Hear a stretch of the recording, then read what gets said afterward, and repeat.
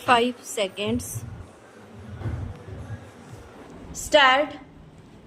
सभापति महोदय, जिस भावना से मैंने यह बिल पेश किया है उसके महत्व को सरकारी और विरोधी पक्ष दोनों ने एकमत से अनुभव किया है कि देश में बेकारी की समस्या एक भयंकर रूप धारण कर रही है और इसके कारण हमारे देश का विकास, चाहे वह सामाजिक हो, आर्थिक हो या सांस्कृतिक हो, रुका हुआ है।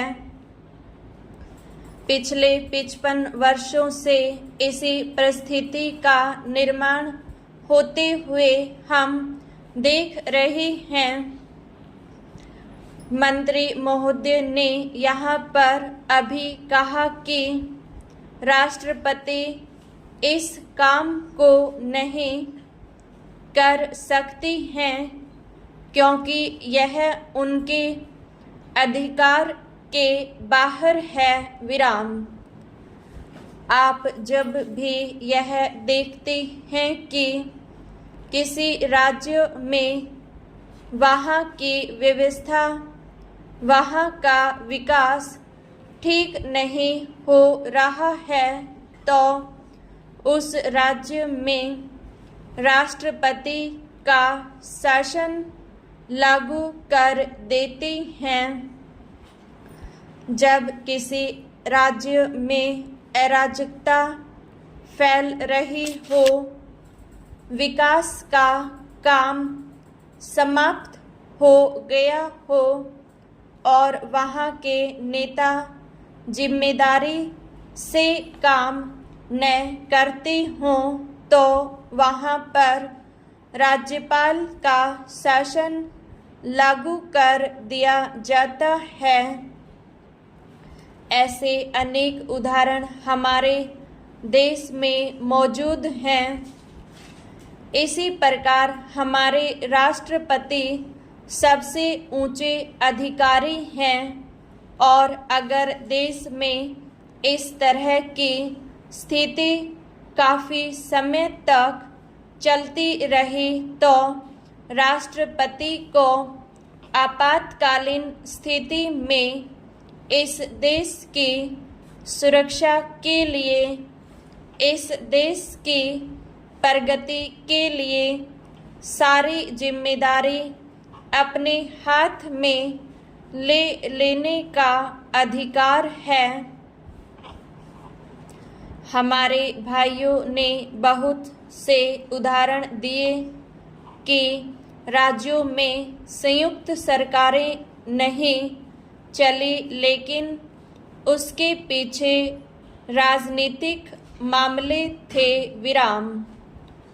अगर कोई राजनीतिक पार्टी जिम्मेदारी से काम नहीं करती तो संविधान में यह स्पष्ट है कि उस राज्य की सारी जिम्मेदारी राष्ट्रपति की है।